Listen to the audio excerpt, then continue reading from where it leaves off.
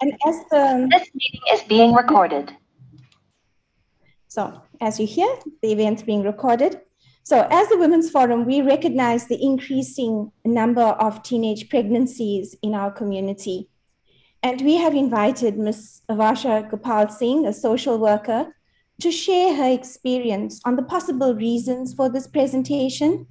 And in addition, once this new life is introduced to the world of its teenage mother, what administrative and support processes are available for both? The discussion will then be followed by Dr. Ray Maraj, an obstetrician and gynecologist, who will talk to us about the clinical risks associated with an adolescent mother and her newborn, and the way forward in terms of preventing teenage pregnancies. So these presentations from the perspective of a social worker and obstetrician will provide a holistic view of this complex social issue. So on behalf of the Arya Samaj Women's Forum, I extend a warm welcome to all the presenters and to you, the audience. And as they take us through their presentations, you may write your questions or queries in the chat box that will be monitored by Ms. Jay Sheila Kuverji. So Ms. Varsha Bogle will introduce Ms. Gopal Singh. Varsha? Thank you, Sarila. Ms. Avasha Gopal Singh has served vulnerable and disadvantaged communities for over 40 years as a social worker. Her work history spans her contribution at Phoenix Child Welfare, followed by her portfolio as Chief Social Worker and Director in the Department of Social Development. Currently, Ms. Gopal Singh is the Managing Director of Nemakil, and through this structure, she manages the primary healthcare services offered nationally by Transnet's Pelo Paper Healthcare Train and Teenage Health Program. We welcome Ms. Gopal Singh. Thank you very much, and good morning to everybody. It is indeed a pleasure to actually discuss some of the issues around teenage pregnancies, its impact that it has on society, as well as what we can do collectively in order to address the prevention or the reduction of teenage pregnancies in South Africa as a whole.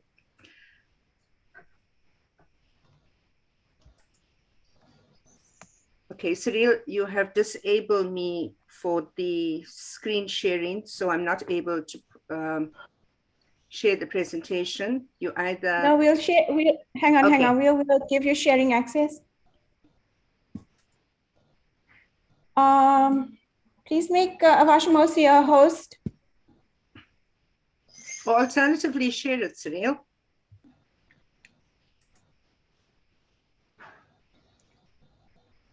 All right, 1 second, Avash. Give us a second. Yep. Okay, there it goes. Thank you. So basically, we are dealing with what is called a worldwide phenomena in terms of a social pathology, as we would perceive it. And when we look at teenage pregnancies, we will invariably be looking at adolescents. What is it that triggers the formation of mindsets when you become an adolescent, and behaviors which may be carried through to early childhood, from early childhood to adulthood and beyond. And if we look at the South African context, we would look at the majority of our adolescents, the experimentation processes that they will start to engage in, the peer pressure, exploitation, to name a few, as well as our own cultural and family values, which has a baseline in terms of how this period of transition from adolescence into adulthood would actually then mold a child into a successful or one that may be experiencing problems in the future. In many ways, an adolescence is a double-edged sword. On the one hand, one is still a child, and according to South Africa's legal definition of a child with limited cognitive and decision-making capacity, and hence requiring the indemnity of a parent or guardian. And on the other hand, the very same adolescents in principle is being afforded sexual rights in ensuring their reproductive health well-being that many adults do not comprehend, remain unaware, and still grapple with. Hence, the gap in understanding these rights and the responsibility that comes with the rights as an adolescent remains imperative. Parenting at any age is always challenging, but it can be particularly difficult for adolescents' parents. Adolescents' pregnancy occurring in girls aged 10 to 19 remains a serious health and social problem worldwide. And it has been associated with numerous risk factors evident with the young people's family, peers, schools, and neighborhood contexts. Next slide. Next slide, Sads or Devs.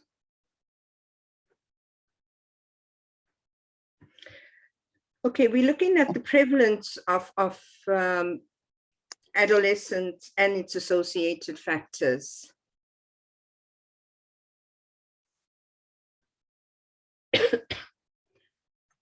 Whilst teenage pregnancy has always remained a cause for concern in South Africa, the past years have seen a rapid and alarming increase in these stats. And at a glance, if we look at it over the past 6-7 years, from 2017 to 2018, we saw a rapid increase in the 10 to 14 years of younger girls falling pregnant. And I must add at this stage that if you are under the 16-year-old and if you are pregnant, which means that you have had coercive sexual relationships, it is termed in terms of the statutory laws that it is regarded as statutory rape. We note the 5-year period, we've seen a 47.5% increase in teenage pregnancies from 2,726 to 2021, when our figures rose to 4,054. And this is really concerning. A lot of us deal with children or have our own children or had our own children in this age group, and we'll know that they are still babies when you talk about a 10-year-old. So very little, how much do they understand when we talk about it? If the fathers of the babies are above 18 years old, it is considered statutory rape in South Africa, and it will be dealt with in terms of the criminal law procedures. We look at the 15 to 19 years, and we also look at the staggering increase there from 114,000 young mothers up to 134 over the last 5 years. I unfortunately don't have figures for 2022, but if we look at the Department of Health, according to their records, in the first 6 months of 2022, they delivered 39,863 babies. This means that on an average, there's approximately 221 babies born to teenage mothers on a daily basis. And this means that it's only stats that are reflected from government clinics or hospitals, and not necessarily those that will seek private health care in order to deliver. So hence this number could be far higher than actually indicated. The statistics are indeed shocking, but they are not a new problem. Whilst the number of teenage pregnancies have escalated due to the challenges presented by the COVID-19 pandemic, and we cannot ignore it, teenage pregnancy has long plagued our country. In fact, the pandemic has put a spotlight on the issues that we have collectively ignored or chosen to, namely sexual violence against women. It's a pandemic on its own, and everybody knows that GBV right now has become a huge social pathology in this country. And it's only logical that we start to look at the most vulnerable target group here, and that is our young girls who will soon mature into young women and then into adulthood. And what impact does it have on their lives for the future? We're also looking at the number of pregnancies amongst the 15 to the 19-year-olds. And our evidence, empirical evidence, will indicate that approximately between 35 to 55% of these pregnancies are unplanned, unwanted, untimed, and that the teenagers' relationships were indeed very unstable. Only 2/3 of these unintended pregnancies end in childbirth, whilst a third results in very unsafe abortions. And we call in the backyard abortions at this stage. It interferes with their educational attainment, resulting in fewer job opportunities for young women, and eventually impacts on the economic situation in the country. In terms of the demographic profiling amongst the racial classification, which is the next slide.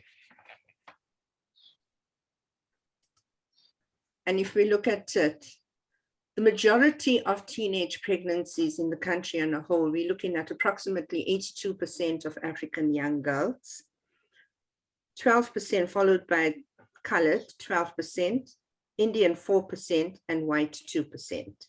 And again, if we are looking at the split here, we would find that on a global level, that both the Indian and the white seems to be mirroring that of what is happening worldwide. Traditionally, if you look at US statistics, etc., you would find that the African-American girl or girls tend to have babies more in terms of unwanted pregnancies as opposed to any of the other racial groups in the country. So again, it's no different from what we are seeing across the globe in terms of patterns and the reasoning behind it. Now, what are some of the causes in terms of teenage pregnancies? And obviously, we can't move on to prevention strategies if we don't address the root symptoms of it. I think problems of teenage pregnancy arise from individual, family, societal factors.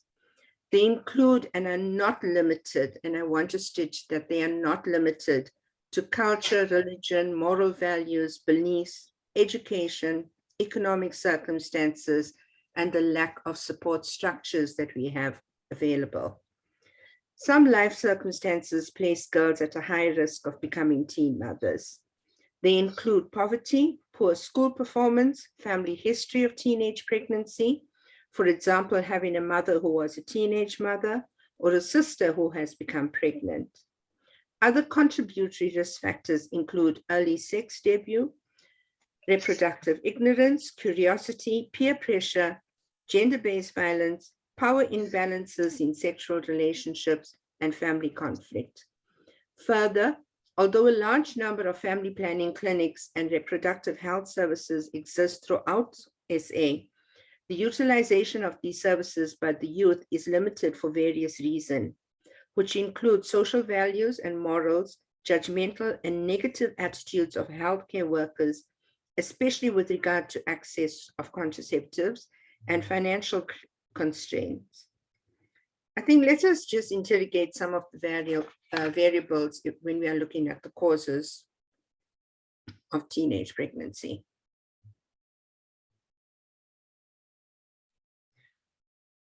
The first one is lack of information about sexual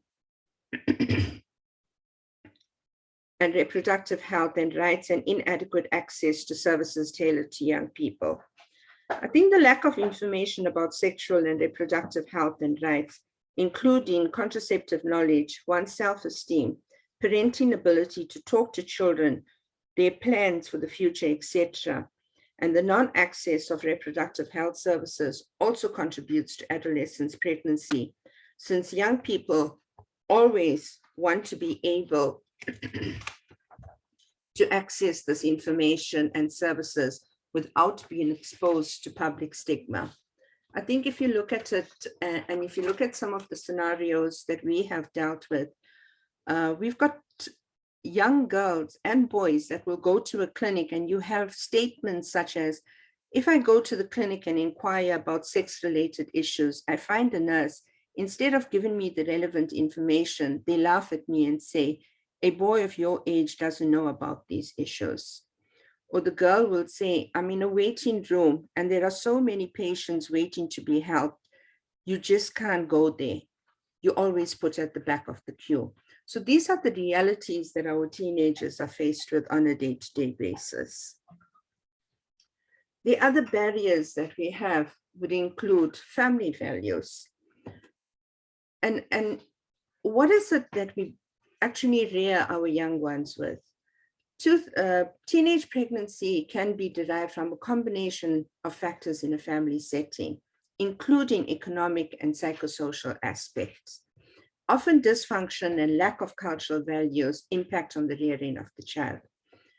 Child, early, and forced marriages, which can be both a cause and a consequence, may also be contributory factors. The next one, social pressure, including our peer pressure, female pressure, and social media. What impact does it have on the youth to engage in unprotected sex? Social pressure has a significant and perhaps the most important influence on teenagers. The role of peer groups and as agents of socialization could have dicey consequences on the lifestyle of teenagers, especially in the area of sexual activity. Peer pressure could influence the typical teenager's perception about sexuality, and so much so that teenagers tend to conform to the norms about sexual behavior, which are deemed acceptable to the peer group to which he or she belongs. Often the need for experimentation has been forced to engage in sex are some of the reasons. The effect of the influence either by the peer or social media can have both a negative and positive impact depending on the value systems. In some instances, and what we have found, that there's a need to prove their maturity or identity as a woman, and hence they would engage in unprotected sex. I think that it's also critical to note that traditionally amongst African young females, that they are actually engaging in unprotected sex in order to show their fertility status as well as have kids. And we are finding that this is becoming more and more noticeable of recent. Okay, the next one is poverty. And I do note the one chat which is saying, yes, it is directly related to teenage pregnancy. Factors such as parental income, the extent of a girl's education also contribute to girls' early marriage, especially in traditional families. This is where there is often an imbalance of power, no access to contraception, and pressure on the girls to prove their fertility. Several studies. Sorry, Vash, do you need us to change the slide? Yeah, please. Okay, which one is that now? I'm okay. actually talking to what is here. So maybe the next one. Okay. Okay. So no, you're going back. Studies have argued that young girls engage in sex with older partners and have transactional sex, whereby gift or money are exchanged for sex. And as such, we've gone through the sugar daddy syndrome in this country. These relationships result in young women having little or no negotiating power, and their partners insist on condom usage, a situation which may result in on condom non-usage, a situation which may result in high risk of becoming pregnant and contracting sexually transmitted infections, including HIV. Whilst it's widely speculated that the child support grant is a possible enticement for girls to become pregnant, there is no concrete evidence to justify this. And I think that this is actually debatable if we look at the child support grant, the 350 rand that has been made available, and how much of it has been actually accessed by the young parents. Then we look at substance abuse, gender-based violence, etc.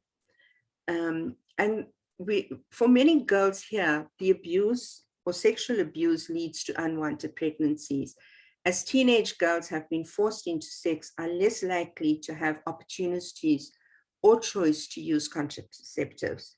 Lack of safe access to water and sanitation and safe passages to schools can also increase the risk of sexual abuse and rape. One should not forget the social pathology linked to poverty, combined with the high cost of education, the lack of parental care, and lack of income support for children may lead girls to be forced by circumstances to exchange sex for money and goods. And more often we are hearing of teachers even blackmailing girls for sexual favors. Occasionally girls may enter sex work, but more often they form transactional relationships with influential men, teachers, neighbors, public officials, and those like our drivers, taxi drivers, or petty traders who seem to be able to provide for their basic needs and transport. So those are some of the causes. Perhaps now we can look at some of the effects and the consequences of it. The impact on the family, the first one. When a teen actually has realized that she is pregnant, the entire family is affected and our stress levels increase, which affects family relationships. The first predicament faced by the teen and the family is not whether or not to continue with the pregnancy and have the baby. The teenager usually feels that she's not ready to take care of the baby and opted for abortion, or may be given the right to pursue with an adoption option.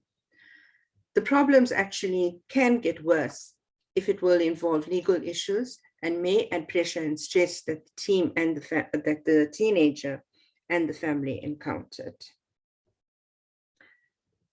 The effects of the induced abortion or termination of pregnancy. A legal termination of pregnancy can only occur if it is regarded as statutory rape. Hence, girls between the ages of 10 to 14 will be entitled to legal abortion. Others can only have legal abortion up until 3 months. But what are the effects of this? Can we look at the long-term psychosocial effects that it has on that individual? And this can include depression, post-traumatic stress disorder, guilt feeling, sleep problems, and anxiety disorders. They are at higher risk to actually get mental health problems such as those that I've listed. They are faced with a lack of support from family and communities, and they also tend to make wrong decisions and start indulging in other social ills such as substance abuse, etc. There is also the possibility that they will have to deal with feelings of shame, guilt, anger, denial, and that can lead to low self-esteem. Eventually, we have found that teenagers are afraid to seek help from family, friends, or anyone about becoming pregnant, and this could lead to their further isolation from society. The stigma that's attached to teenage pregnancy out of wedlock will make them feel isolated, and they won't be getting much support from family and friends. I'm not going to go too much into the health consequences of teenage pregnancy because I think Dr. Miraj will actually cover that. But there are distinct health consequences for both the baby and for the teenager in question. Then we come to the financial and economic problems. And we look at the stigma and shame that the pregnant teenager is often forced to stop schooling, and that reduces their chance to hold decent jobs and have good incomes. And it also limits opportunities for them to build a better life in the future. The poor income also has an adverse consequence to the nutrition and care of the baby to be born. Pregnant teens are at a higher risk of living in poverty. They are unable to maintain a stable job, end up in abusive homes, having children themselves who will in turn probably have low grades in school, and have daughters with a higher risk of becoming pregnant during teenage years. Every teenager needs to know the effects and consequences of risky behavior that will lead to teenage pregnancy.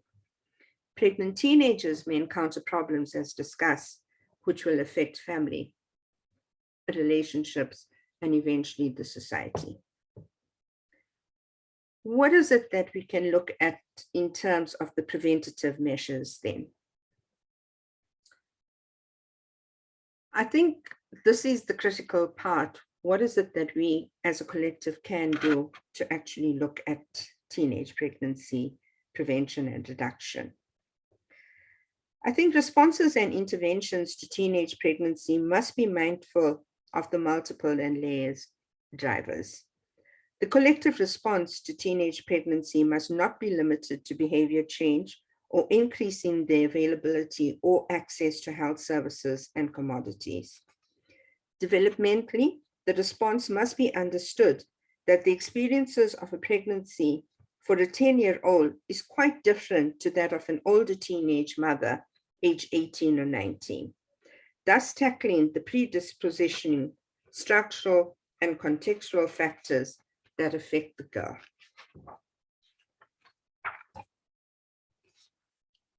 It's also imperative to know the father of the child. What impact does it have on this individual?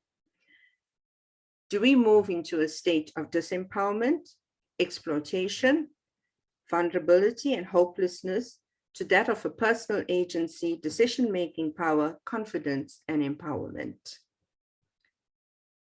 Currently in South Africa, there's various legislation in place to ensure the protection of their children and the needs underpinned by our Constitution.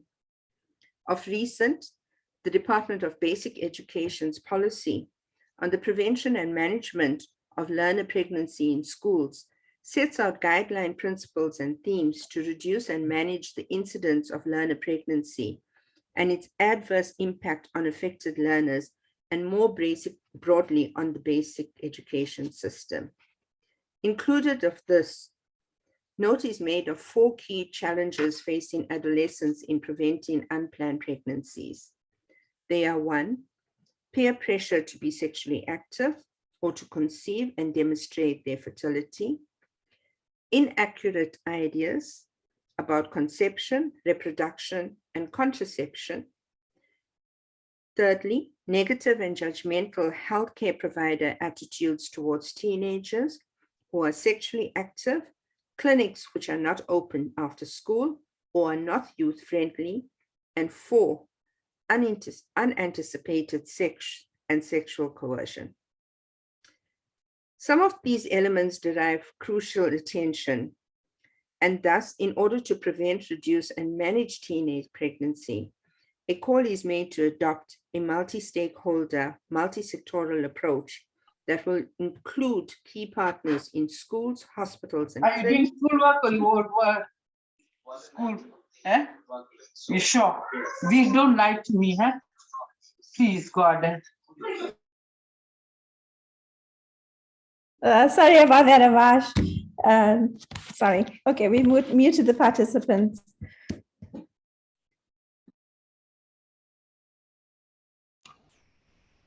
No problem.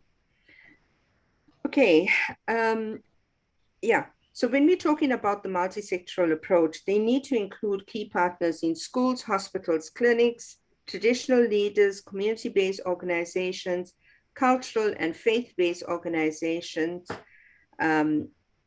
development partners, family, caregivers, the community, and government, and we cannot forget academic and research institutions.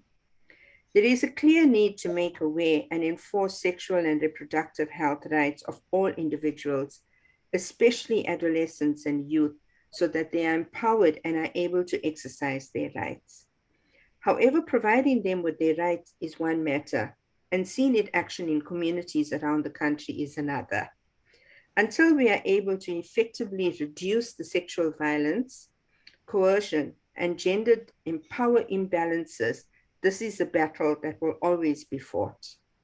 There is a need for awareness campaigns to promote teenage sexual health and to change traditional religious and modern norms that violate their rights. Multiple methods need to be used to educate, inform, and empower communities on issues that relate to teenage pregnancy. Teenage mothers themselves can play a role in campaigns whereby they can mentor and provide motivation and inspire fellow teen mothers and young girls. Issues relating to the household dynamic and parenting is also strongly advised. There is also a need for intervention where parents and caregivers themselves need support, training on how to communicate on matters of sexuality. We often find our learners saying, if you have a bully parent, an unapproachable one, you can't even start the topic of sex and teenage pregnancy. And we don't talk to our parents about sex. The first day you've had sex, they don't tell you anything. They wait for you to get pregnant first, and then they start telling you how wrong you were. So these are just some of the barriers that kids are going through on a day-to-day basis. What can we do in terms of literacy of our parents and caregivers? I think because we work in such diverse societies, we need to understand that parents and caregivers need resources, resource materials in creating this awareness, not just in English, but in local languages and maybe graphically on how to articulate sex education to their children. We need to deal with the aspect of our own health workers, and we all know that they have been severely affected with the recent COVID-19 pandemic.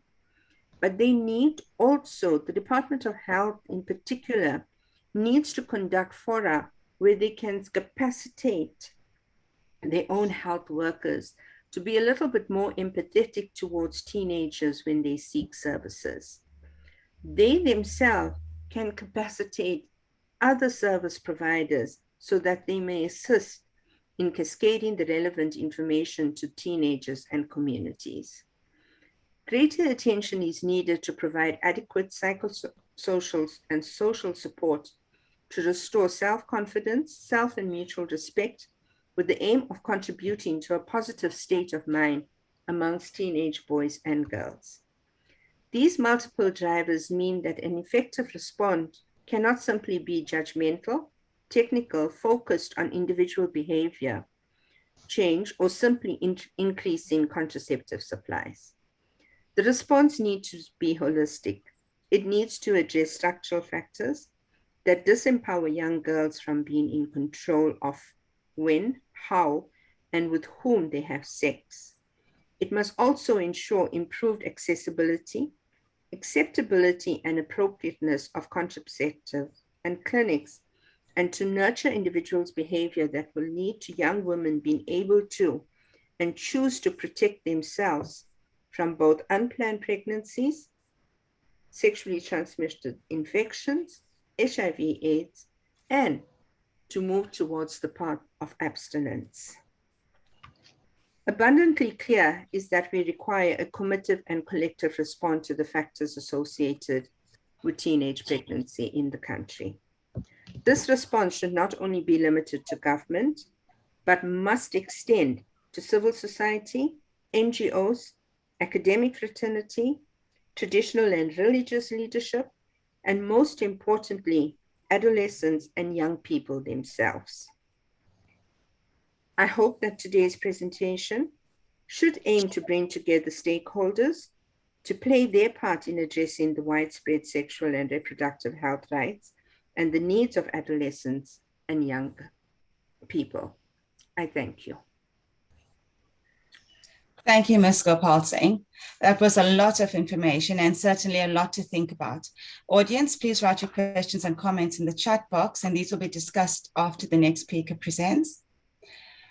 Dr. Ray Miraj is a specialist obstetrician and gynecologist, clinical researcher, and specialist in bioethics and medical law.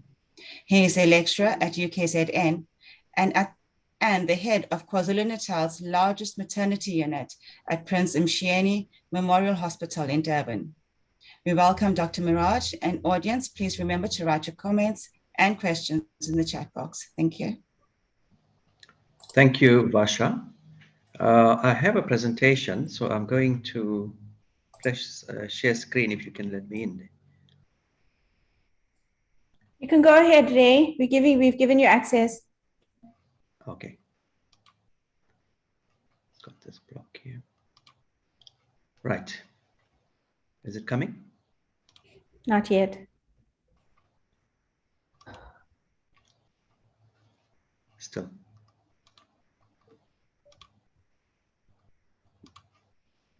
Nothing.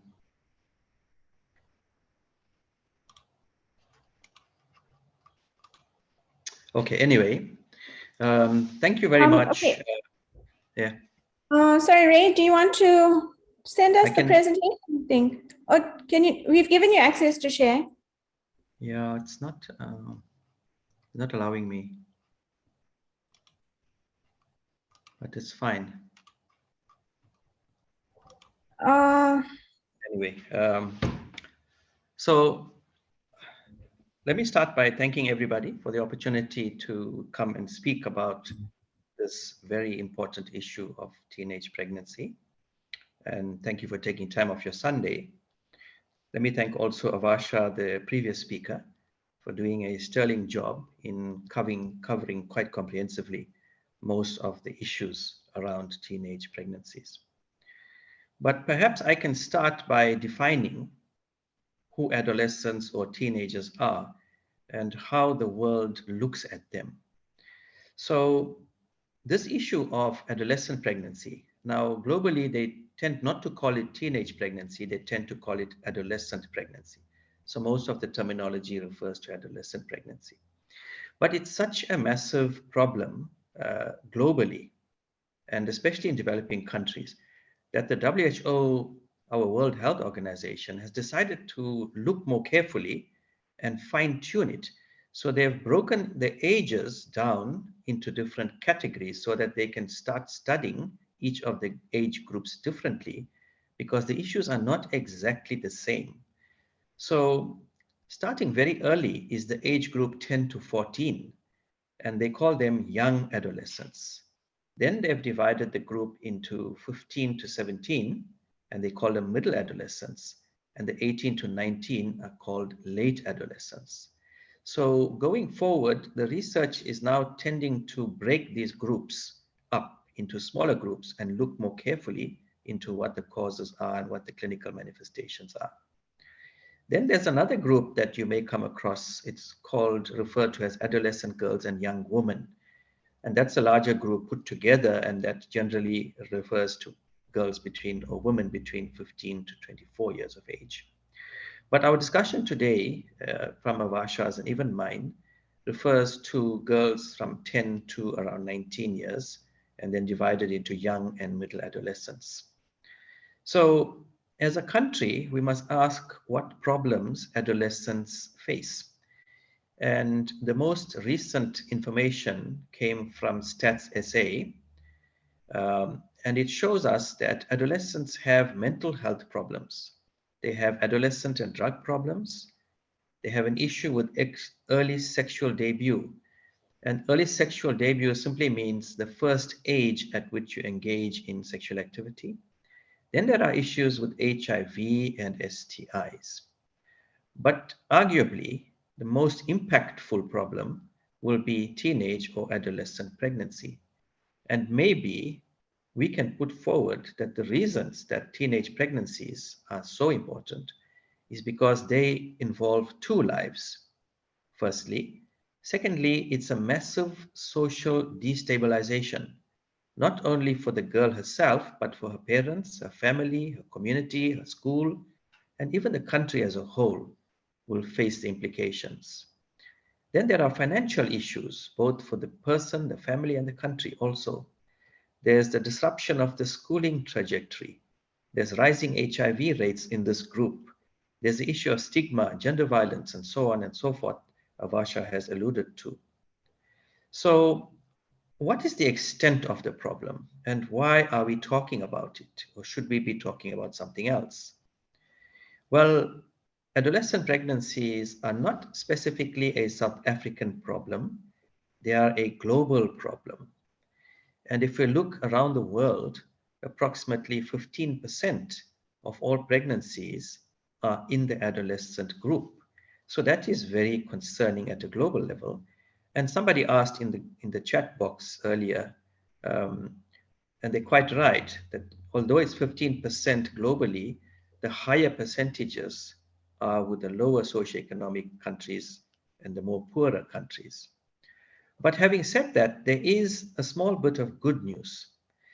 And that good news is that the adolescent birth rates, the pregnancy or delivery rates in these girls are starting to show a decline across the world.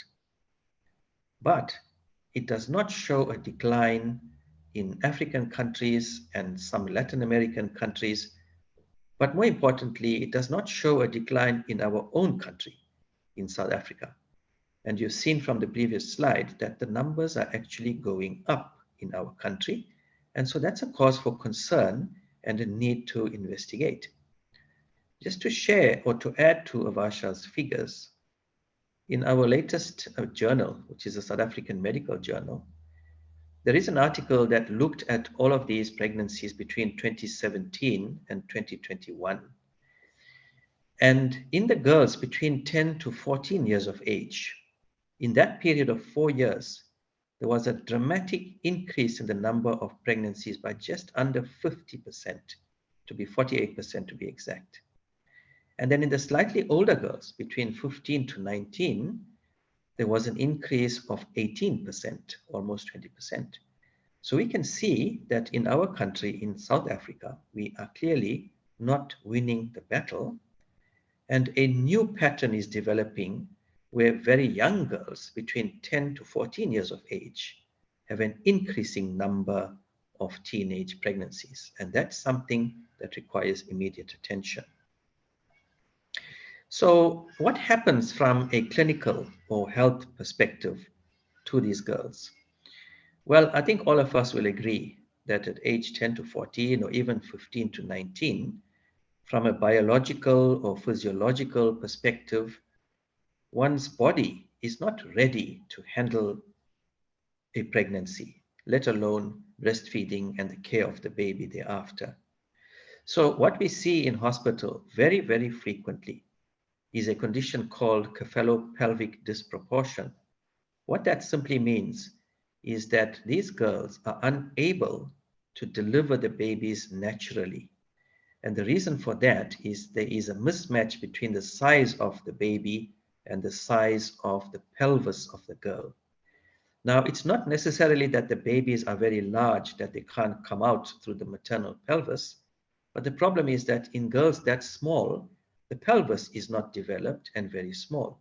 So the babies end up getting stuck in the labor process, and they end up going to theater to be delivered by cesarean section.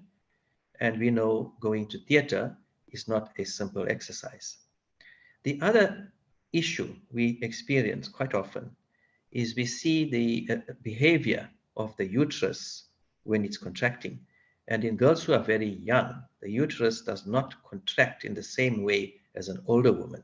And it leads to complications such as distress in the baby. And then we have to rush to theater and deliver the patient as a case of fetal or baby distress. Then they have a lot of pain. They perceive pain more than a mother who's had 2 or 3 deliveries, and they battle to cope with the labor process. And for anybody who's been through the labor process, you will appreciate the kind of pain that these girls will feel. Then, of course, they are psychologically unprepared, not only for the pregnancy, but for the whole labor process. Being in a strange place, in a busy labor ward with a lot of noise, sometimes unfriendly people around you, lots of machines, lots of monitors and all kinds of things, and it intimidates them, and we can understand why. So the fear that creeps in also doesn't help us to manage the labor process in these girls. Then there are other issues. They are also anemic, many of them. They have low blood counts because they're not eating well, or they don't have the physiology that's capable of maintaining a pregnancy. What's very worrying for us is the high rate of hypertension, we see a lot of these girls have hypertension. And when you have hypertension in pregnancy and it's not well controlled, then that's a life-threatening condition, because that can lead to a stroke in the brain, that can lead to people going to ICU, that can lead to them dying. And one of the 5 top causes of reasons why mothers die during pregnancy, one of them is hypertension. And the risk for hypertension in this age group is higher than for older women. Then we also see bleeding. They bleed quite a lot, abruptio placentae. The placenta can separate from the uterus. There can be internal bleeding. The baby can die, and the mother can get really sick as well, with damage to the kidneys and so on.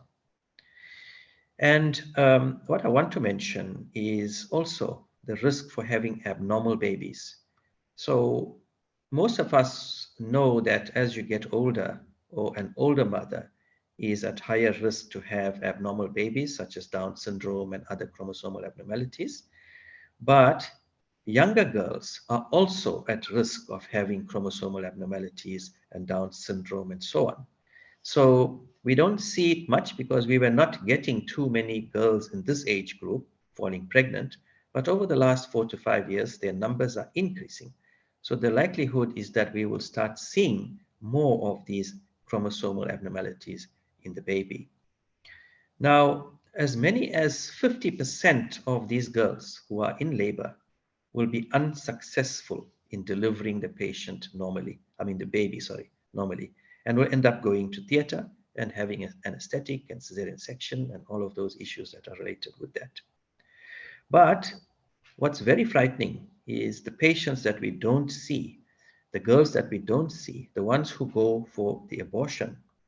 And some of the literature, some of the information is showing that as many as 60% of these girls who fall pregnant will try to get some kind of abortion. And because the public health system may not be as efficient as they would like, there is a tendency for them to get backstreet abortions, which are unsafe and also life-threatening. So you can imagine a young girl who's in school, who falls pregnant by mistake, goes to an abortion, complicates and ends up dying. So that's a major, major issue. Now, I'll just glance through some of the causes because they were done very comprehensively. But they are not only related to hormonal changes. And we know that children, when they become adolescents, the hormones change, they become aware of their body changes, they want to explore at a sexual level and so on. And that also increases the risk. But behind that are issues like poverty, the socioeconomic status, the fact that they don't take contraception, especially those that want to engage in sexual activity.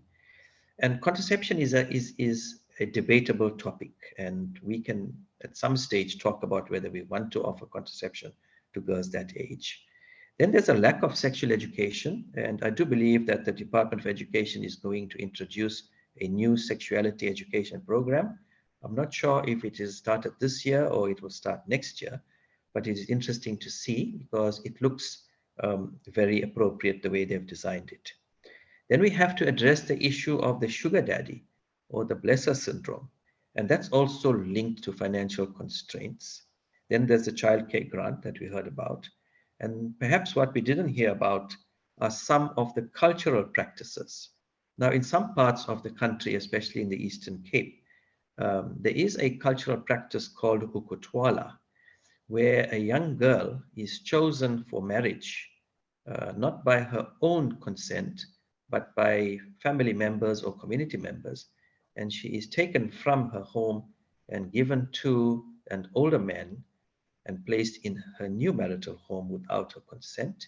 And that obviously then is a sort of forced marriage in a way that will lead to teenage pregnancies. So the causes are multifactorial. They are not easy to address. They are spread all over at different levels.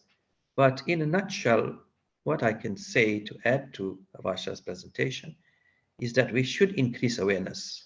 And I'm grateful to Sarila to offer this platform to create awareness. But we have to get it to the communities where the risk is high. The school sexuality education program has to work. There have been other programs, the adolescent health program and the caregiver program and whatnot, and they don't seem to have worked. So in as much as we have a nice school sexuality education program in the cards, we have to make sure that it's delivered properly and that it works. So that's an area for focus. We must talk about contraception. You know, of all the teenage pregnant girls that come to the hospital, and when you ask them what percentage of them were actually taking contraception to any reasonable extent, it's about 12%, which means the rest were either not taking it or taking it inappropriately or just not interested in contraception. Then there's poverty and socioeconomic issues, and that we can talk for months about. And then we have to deal with the cultural practices. So I would like to end it there as an overview, and then perhaps engage in some sort of meaningful discussion from this point on. So thank you very much for that. So thank you, Dr. Maraj. That was a really fascinating presentation, and also thanks to Avasha. Really comprehensive. I think a 1 hour time slot is just not enough for this kind of conversation that we need to engage on. And so there have been some comments in the chat that we can talk to, but I wondered if there were particular questions that people might have wanted a response to.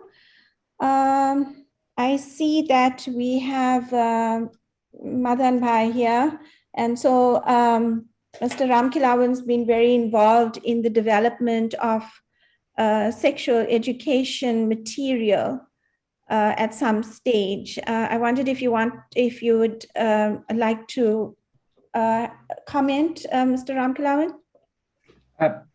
Yes. Good morning. Good morning, Dr. Maraj, and to Avasha. Cirela, thank you. Morning. No, I was not involved in the development of the syllabus.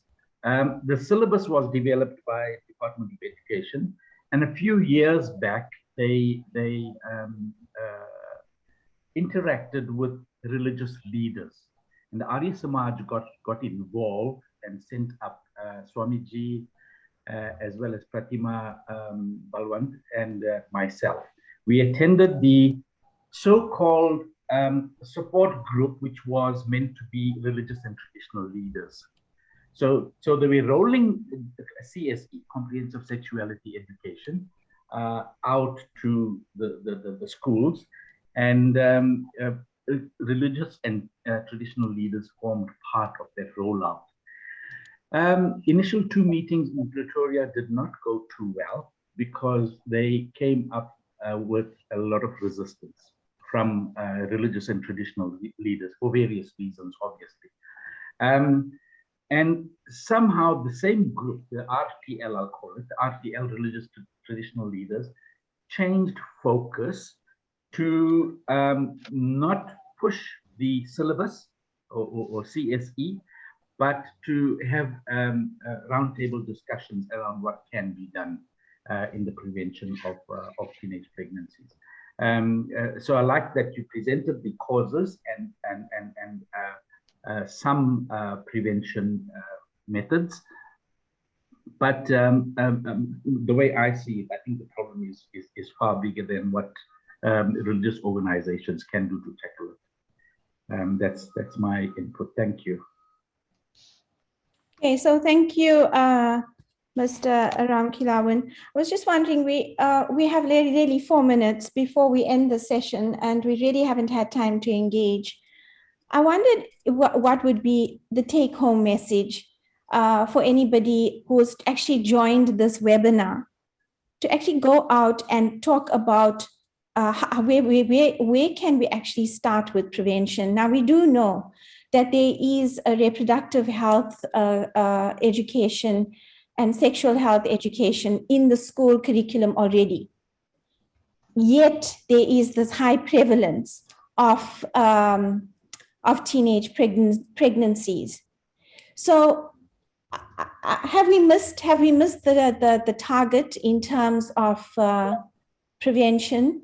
If we're talking, if it's already in the syllabus, then why then are children continuing to engage in sexual activity at really a really young age? And also in terms of this, the 3 C's, I had a conversation with a colleague of mine the other day who's also doing work on teenage pregnancies. And he talked to me about the 3 C's that attract girls to sugar daddies, and that's cash, cell phone, and cars. And so how then, and for as long as we have the socioeconomic disparities, we might be, the risk of teenage pregnancies will always be on the rise. So let me, do you have a comment on that, Ray? And I think Karuna Mohan's hand is up as well. Yeah, I'm just waiting for a response, and I'm going to address Karuna's comment in a moment. Yeah, I think, Sarila, I would absolutely agree with you. Now, unfortunately, if we look at South Africa specifically, we may not have that much research. But if you look at African countries or sub-Saharan Africa, it shows that those girls who have a lower education level have a higher risk. Those girls who have lower socioeconomic status also have a higher risk. And there is a tendency for girls from lower socioeconomic status countries to go to people like blessers and sugar daddies and older men and so on for financial gain. And whether it is a cell phone or shoes or makeup or whatever it is, it's financial gain. So although girls will be attracted to the money from the older men, there are predisposing factors that drive that attraction to them. And I don't want to use the word attraction, but maybe need. There are predisposing factors that drive that need. Because if they don't have any funds at home, they're going to go to those people. But if they do have adequate funding at home, they're less likely. So the research shows that when you look at the cell phone and car and makeup and whatnot, it tends to affect girls from lower socioeconomic and poverty-stricken types of environments. So what you're saying is correct. It's true. The solution would be obviously to address the poverty issue. And that is beyond, I think, our realm, our power at the moment. Yeah, so thank you for that. Karuna, please go ahead. You had comments to Avasha's presentation. Namaste to everybody. I think I want to take this point that you're raising of what can we do as the Arya Samaj as a take home. And I think, the problems in South Africa are too big. There's a number of things that need to be changed. Our health system is dysfunctional. The child grant probably is a main cause of, having an incentive for young girls to fall pregnant because the government caters for them and poor families get money with it. But I do think that, we've got a very interesting program that you involved in the NJVC. And it is surrounded by very, very poor communities. And I think we can start some developmental work around that. I think the big problem is that young people do not have alternatives. And so they get trapped into attractions of money, of men, older men actually guiding them and guiding them down the wrong path. So I think if we actually, plan and pilot a very small program with the community there and with the young girls there, what we would be doing is continuing the work that Swami Dayanand started, to uplift women in society, to actually ensure that we make women equal. And that's the point. The young women just don't have any alternatives. And so we could provide something there. Of course, if we look at the Vedas, it's quite clear that people get married to procreate. Now, I don't think we can actually push the African community into that way of thinking because they're very far apart. They need to prove their fertility beforehand. And then they get married. But, you know, if we start with some of those simple values that we know exists, then I think, you know, we would be biting off some of the problems that we see in the country. Thank you. Yeah, thanks, Karuna. Very interesting points. And yeah, I think that's something we need to pursue. I also I want to make a point, and I think within the forum itself, we've had very deep discussions around this. And what we're ignoring is that teenage pregnancies isn't a girl problem alone.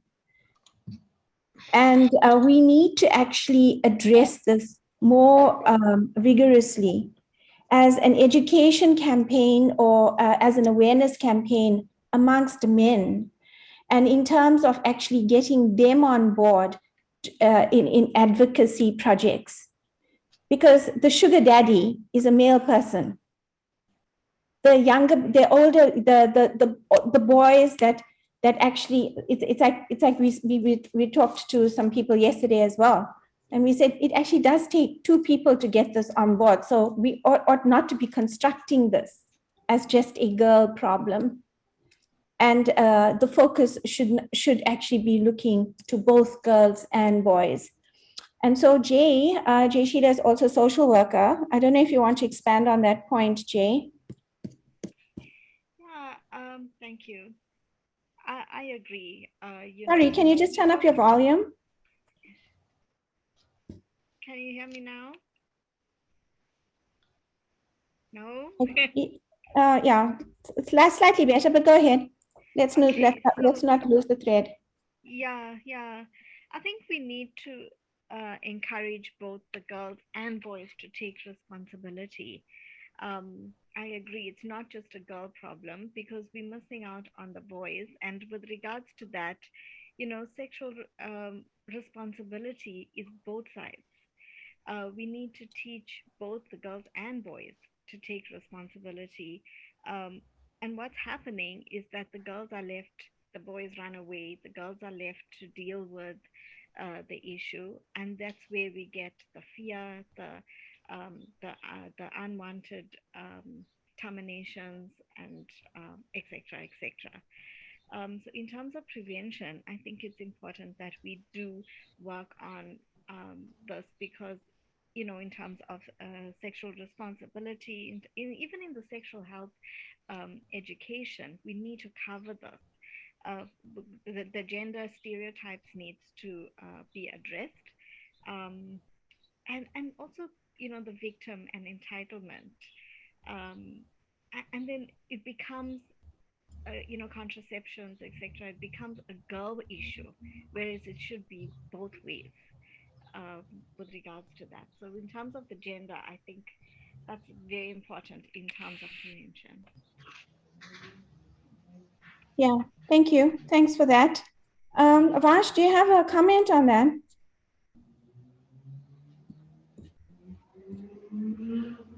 Vasha? Thanks, Surya. Yeah. I think indeed it is a two problem. It is a girl and a boy. And unfortunately, we seem to be having far too many problems in this country. I know that we had initiated the teenage health program, but it deals with multifactorial issues around the advancement of or the transition between adolescence and young adulthood at schools. And there are several issues that we cannot set aside.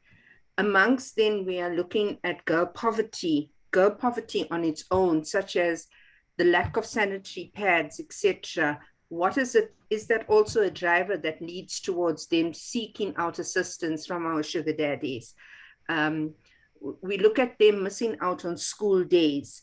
Why? Because they don't have adequate sanitary pads to be during their period of menstruation at school. Then we look at the situation, the classroom situation, especially in disadvantaged and poor communities. What is it that we are actually providing our kids? Is it a nurturing environment for them to go to school? So these are all factors that we need to address. We cannot just deal with the aspect of adolescent pregnancy on its own itself. We have to take into account the contributory factors to all social ills that are affecting our youth today. And I think starting off with an awareness campaign in terms of what are the issues around teenagers that are currently facing, and get them involved as to where they would like to see them go. There are many youth organizations, and you look at the Soul City, you look at Love Life, etc. They are all promoting these. But we need to sit down. Somebody needs to sit down and to determine what are the effectiveness of these programs in society as we are talking about it. It's pointless repeating things or putting things back into the system whilst we are there. Because yes, something works for some communities and other things just don't work. So we need to bring about the uniqueness of a particular demographic group that we want to target. But indeed, it can be done. We will never eradicate it. But if we bring about even a minute reduction in it, yes, there are some achievements made. So indeed, it's a collective action, and it will have to stretch across everybody. Yeah, so thanks for that, Avash. You touch on interesting points, and the one that, the thing is, when we looked at some research, right, and in terms of teenage pregnancies, the girls, all of them had this information, on sexual health, and despite the information, they still had fallen pregnant. So are we off target?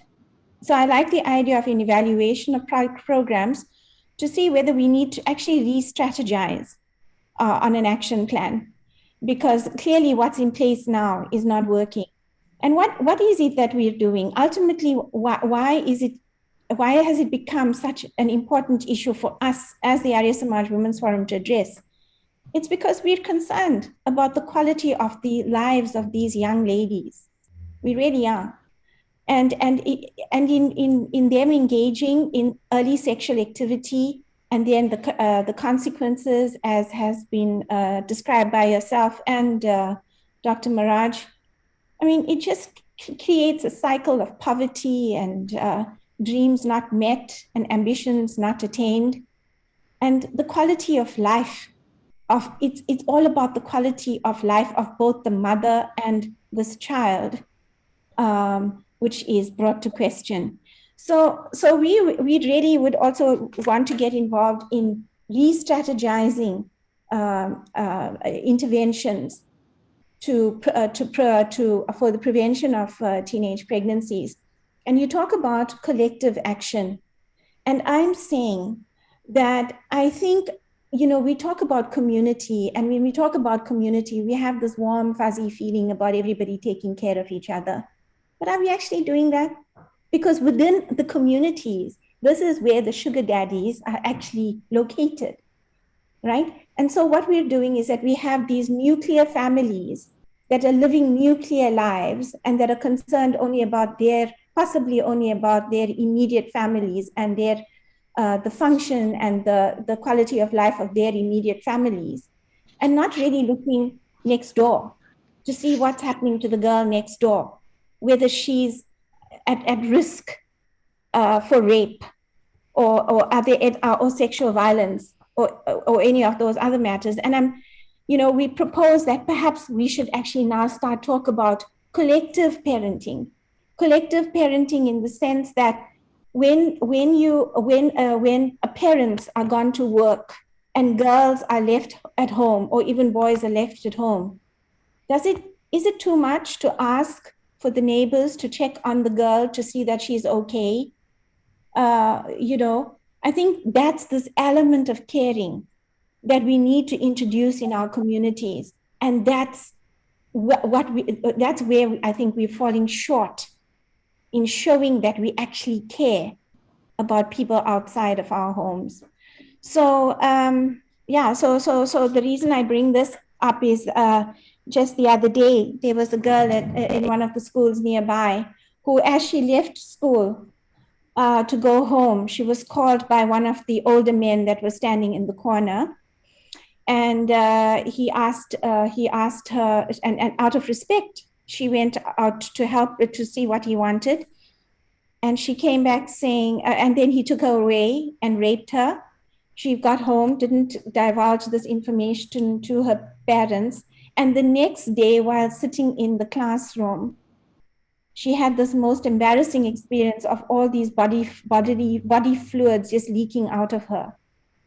And really, so I think the point and the school then has now taken action to say that, you know, older women who are at home and are not working, could they please come to the school and escort these girls home? Because that is, from their end, a preventative strategy that they're trying to embrace. So it's, you know, these are real hard realities. This is not a statistic. These are things that really shake us. And herein lies our action. Dr. Maraj, do you have a comment? Yeah, I think what you said covers everything, Sarila. Also, remember the law, and remember statutory rape as well. The law protects children, the law protects these girls, but we as a community, as a society, don't apply the law. Because a girl under the age of 12 should not be pregnant, and that's statutory rape, and that must be reported straight away. The second thing is that if there's a gap of between 2 years between the boy and the girl, that also constitutes statutory rape, and it must be reported. So I just wonder how many cases of statutory rape have actually been reported amongst these girls who have teenage pregnancies. We don't have any information of that. Other schools, there's a new rule now that school teachers are forced to report all pregnancies of girls under the age of 16. So, you know, a new field opens up to look at whether we as a community, whether we as doctors, nurses, healthcare workers, teachers, are we reporting these cases? Or is it just too much work and too much effort, and it's not our business, and we don't want to get involved and go to the police station and then go to court and all those things? So people are just reluctant. And so these so-called perpetrators just go on about their business, not fearing about anything. And that also contributes to it as well. The other point I think was very good made, that not every teenage pregnancy is due to the sugar daddy. There are also young boys in the school that are also the culprits. And in all our efforts, we ignore them. We've never focused on male or young boy sexuality, adolescent boys. I don't even know if there's hardly any research on adolescent boys, but a lot on adolescent girls. So that's a real area of focus as well. They also need to be educated and so on. And going forward, I'm not sure who we can involve for the adolescent boys, but that also needs to be done. And then we have moved, I think, a little bit towards reducing these issues. There are many things, Sarila, that we cannot do. They are out of our hands. We cannot really address socioeconomic conditions and poverty and all of those things. But I think in our community, there are small little things that we can focus on, and we will have some joy and some success, I think. Yeah. So Ray, I think we can start doing some work on the teenage boy issue. Write up a protocol and get going on that. Yeah. So, okay, this has really been fascinating. As you can see, it's really hits home for us. Avash, thank you. Thank you for all the work you've put into your presentation, yourself as well, Ray. I really appreciate it. You will know that these presentations will be uploaded onto the Arya Samaj webpage, and the website actually, and the Women's Forum has a link to that. So this then becomes, it becomes accessible to the public, and we will then share the link with you, and it's the only way we can. I'm really disappointed, Shardaben, that your priest group isn't on this call today, because those then can be the advocates for us in communities as well. So I hope you can spread the word, Shardaben, if at all possible, about the link that we will have available for priests to actually take a look at, and again, spread the word. So thank you. That's all from me. Varsha, over to you.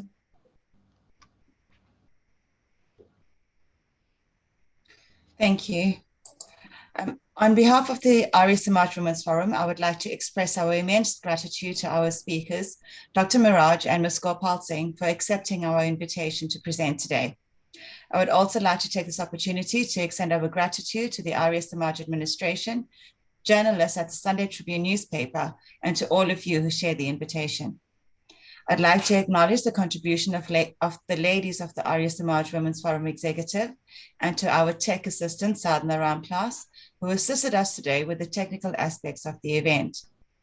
Thank you to our wonderful audience for making the time to join us this morning as we attempt to turn the tide on adolescent pregnancies. Before you leave this meeting, may I ask that you complete the webinar evaluation that's on the screen now. Thank you, everybody. If you would please complete the poll evaluation.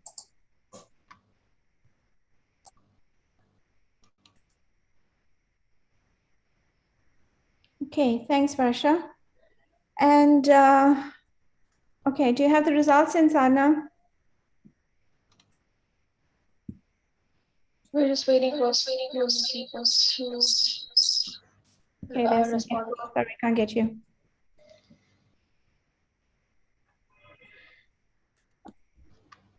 All right, can you share the results now? Okay. All right, great. So thank you very much to both the presenters and to the audience for your participation. We hear you. We see that this has been it has been of benefit to yourselves, and we hope then that you will remain an advocate for this for the social issue that we're encountering in our community. So thank you very much and goodbye. Thank you. Goodbye. Goodbye.